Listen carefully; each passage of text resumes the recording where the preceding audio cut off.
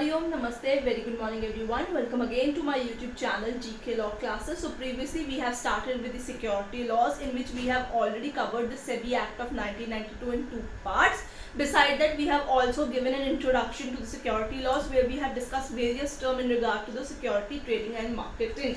So I hope आप लोगों ने वो तीनों की तीनों वीडियोस को चेकआउट कर लिया होगा. जिसने भी वीडियो को चेकआउट नहीं किया, आज ही हमारे चैनल पे जाके उसे चेकआउट कर सकते हैं. Definitely if you need any kind of help, if you have any kind of questions, you can ask in the comment sections.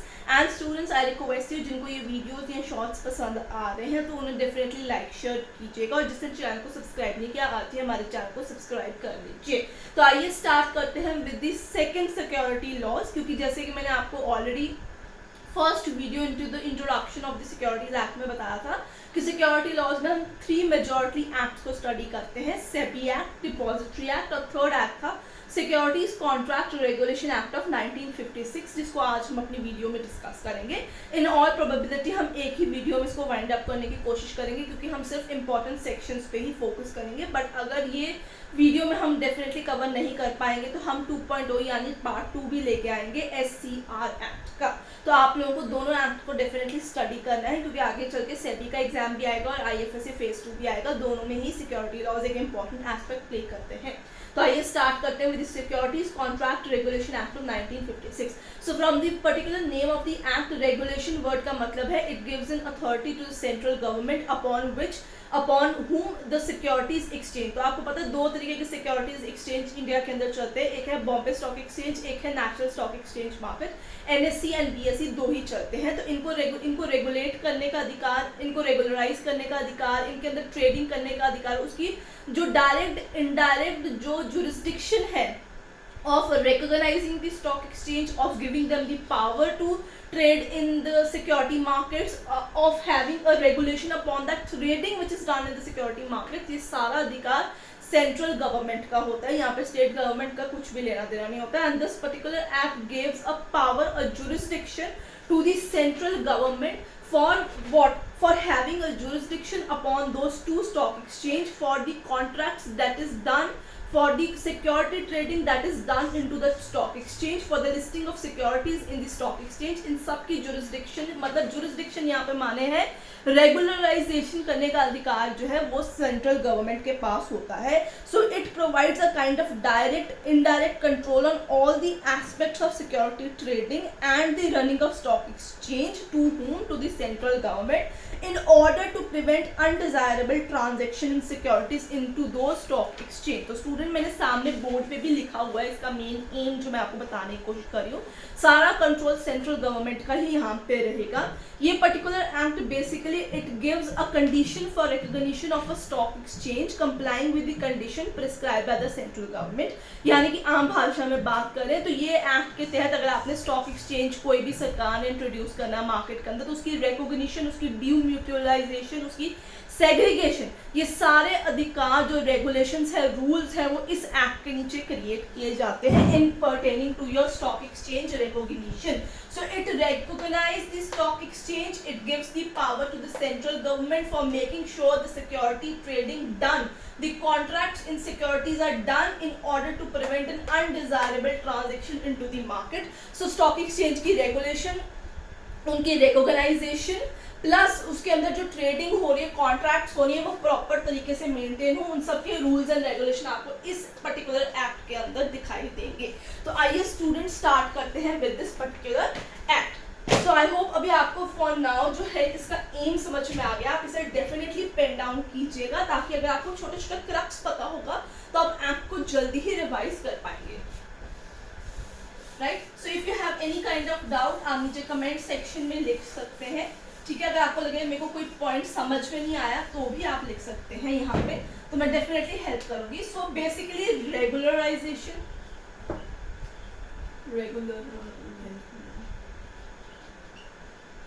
एक minute, it has to be not in that format.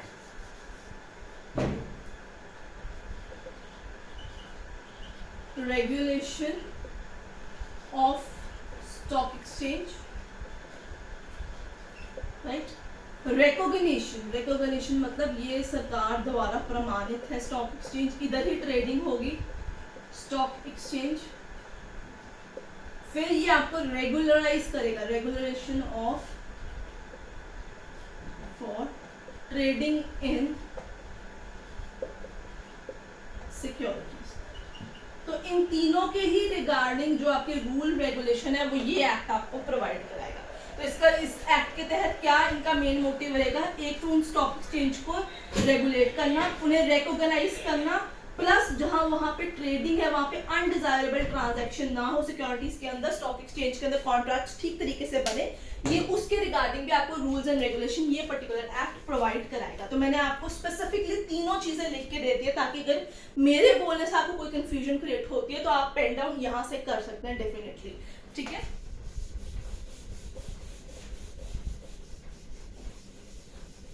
Right, तो चलिए start करते हैं।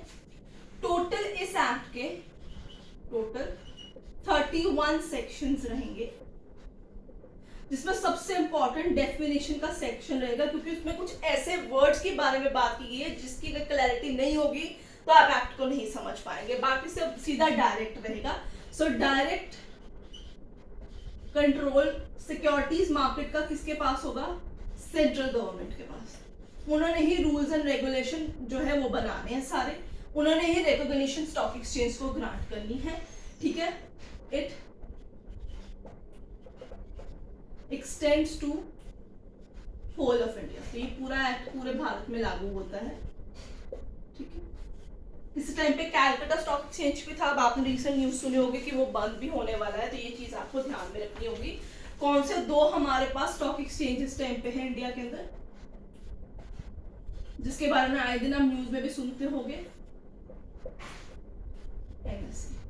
ये अलग तरीके से काम करते हैं, एक में नए IPOs भी लगते हैं, एक जो है वो पुराने में काम करता है, टॉप 50 कंपनीज के रिगार्डिंग ये वर्क करता है। तो इनकी अपनी वर्किंग शैली है, इनका अपना एरिया है, बट रिकॉग्नाइज सरकार के द्वारा यही दो इंडिया के अंदर इस टाइम पे चल रहे हैं। इन्फोर्समेंट तरीक देखिए, ये बहुत इंपॉर्टेंट क्वेश्चन है, क्योंकि इन्फोर्समेंट डेट से भी डेफिनेटली क्वेश्चंस पूछे जाते हैं आप लोगों को।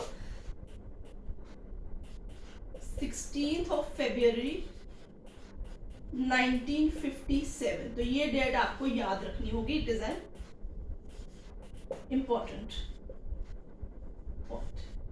तो मैं साथ साथ में लिखती रहूंगी, मैं फिर से बता रही हूँ, सिर्फ इंपॉर्टेंट सेक्शंस ही मार्क करने हैं मैंने, इसके अलावा मैंने और कुछ नहीं कवर करना। जिनमें से सबसे ज्यादा क्वेश्चंस आते हैं और सबसे अल्ट्रा इंपॉर्टेंट सेक्शंस है, सिर्फ वही डिस्कस किए जाएंगे हमारी वीडियोस के अंदर। आगे चलेंगे, सेक्शन नंबर 2, डेफिनेशंस।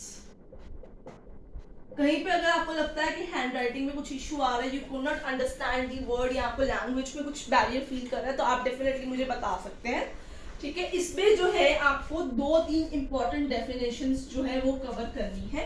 तो सेक्शन 2 के अंदर सबसे पहले आएगा आपके पास AA subsection, corporatisation, right.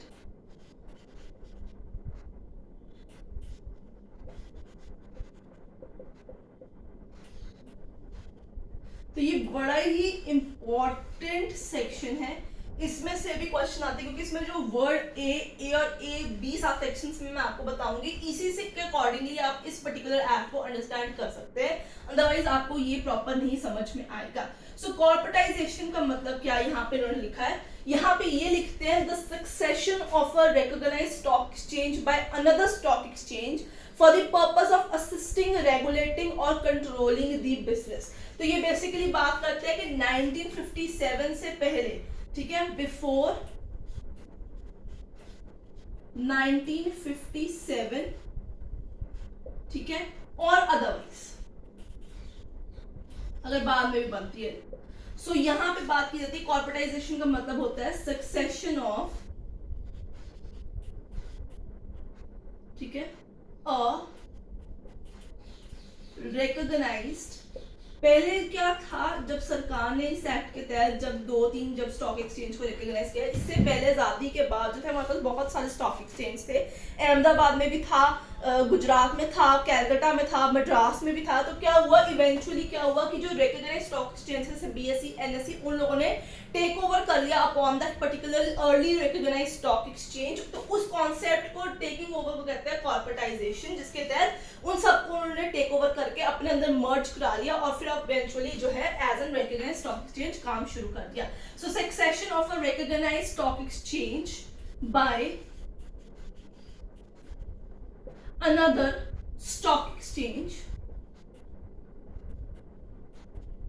for purpose of, आप लिखते जाइए क्योंकि आपको इसको याद ही करना होगा एज इट इज, इसका कोई और सोर्स नहीं है। For the purpose of assisting, regulating और कंट्रोलिंग द बिजनेस। तो ये 3 कारणों से ही एक स्टॉक एक्सचेंज जब दूसरे स्टॉक एक्सचेंज को टेक ओवर कर लेगा तो हम उसे कहेंगे कॉर्पोरेटाइजेशन। तो जब भी कोई नया स्टॉक एक्सचेंज बनता है उसे किसी स्टॉक एक्सचेंज के साथ कॉर्पोरेटाइज होना ही पड़ता है, बीएसई या एनएसई के साथ उसको कॉर्पोरेटाइज होना ही पड़ेगा, तभी वो काम कर सकता है, ऐसे नहीं तो वो वर्किंग नहीं कर सकता। इसको प्रॉपरली पेन डाउन कर लीजिए, ये इंपॉर्टेंट डेफिनेशन है। अब चलेंगे डबल ए से ए बी, क्योंकि इसके रिगार्डिंग आगे चल के आपको एक सेक्शन भी देखने को मिलेगा, तो आप लोगों को पता होना चाहिए कि वर्ड कहना क्या चाह रहा है आपको। ठीक है, जितने सिक्योरिटीज एक्ट है इसमें वर्ड ही बेसिकली जो है आपके काम आएंगे। डीम्यूचुअलाइजेशन, ठीक है।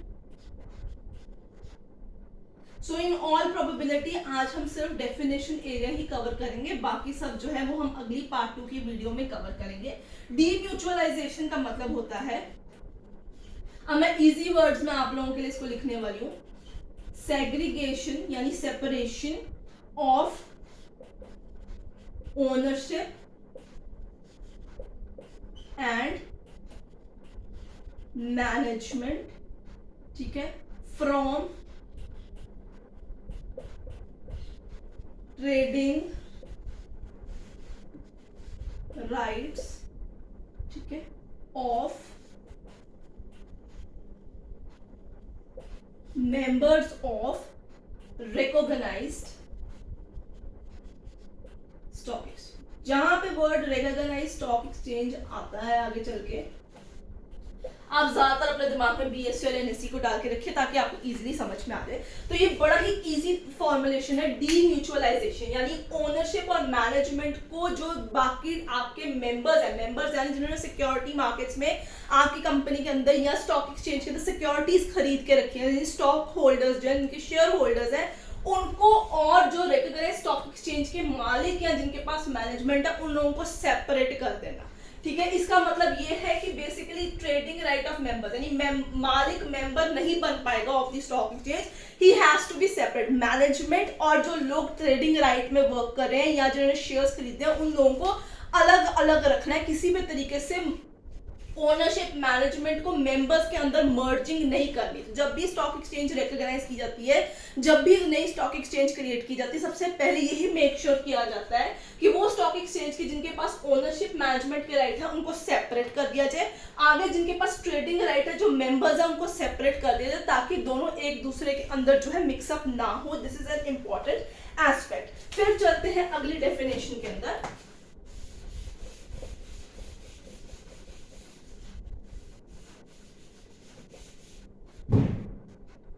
That is AC, derivatives। ठीक है,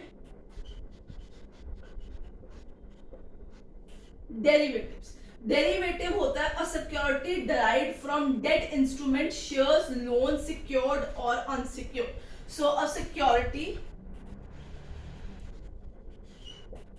ये मैं बहुत इजी फॉर्मेट में आप लोगों को लिख के दिखा रही हूं ताकि आप लोगों को याद रह जाए। derived from a debt instrument, share or loan, whether secured or unsecured। I hope आपको सिक्योर्ड और अनसिक्योर्ड लोन्स का मतलब पता होगा डेफिनेटली। सो एक तरीके की सिक्योरिटी जो डिराइव की जाती है फ्रॉम अ डेट इंस्ट्रूमेंट और अ शेयर और अ लोन। तो अगर आपने लोन लेके रखा उसमें से अगर सिक्योरिटी क्रिएट कर दी जाती है उसको हम डेरिवेटिव कहते हैं। ये और सिक्योरिटीज इन दोनों का मतलब अलग अलग है, तो ये पता होना चाहिए। सिक्योरिटीज क्या मतलब है वो first video introduction to SEBI act में आप जाके चेकआउट कर सकते हैं। डेरिवेटिव का मतलब यहाँ पे लिखा हुआ है। आगे चलेंगे, दो और डेफिनेशन है जिसके साथ हम आज की वीडियो को वाइंड अप करेंगे और फिर आपके साथ अगली वीडियो के अंदर मिलेंगे from the SCR act, right. अगले चलेंगे 2D। ए का सीरीज खत्म हो गया, डी पे है option in securities.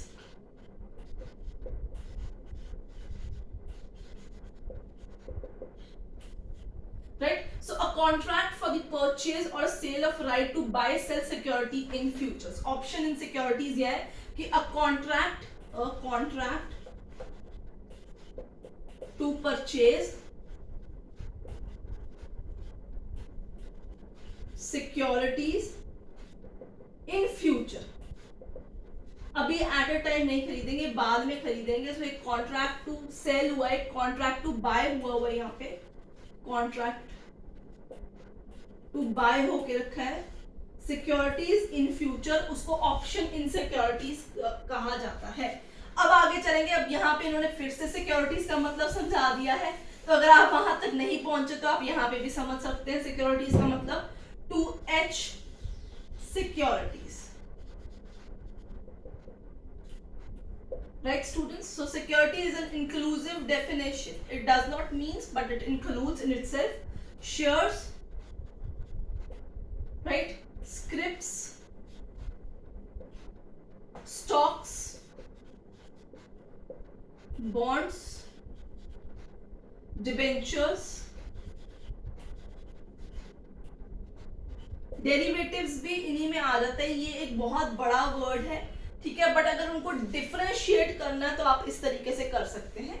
So CIS instrument यानी कलेक्टिव इन्वेस्टमेंट स्कीम, ये मैंने सेबी एक्ट में समझाया हुआ है क्या है, आप जाके वहां पे चेकआउट कर सकते हैं। 11AA उसका सेक्शन है, ETC. So this is an inclusive definition. So student, this is all about the introduction regarding the Securities Contract Regulation Act 1956, in which we have already discussed a very important section, which is section number 2, definition. So ये सारे definitions को आपको pen down करना होगा, याद करना होगा, तभी आप आगे sections को समझ सकते हैं। I hope आपको आज की part 1 of SCR Act पसंद आया होगा। पसंद आया तो लाइक शेयर डेफिनेटली कीजिएगा। जिसने चैनल को सब्सक्राइब नहीं किया, आज ही हमारे चैनल को सब्सक्राइब कर लीजिए। I'll see you next with part 2 of the SCRA Act.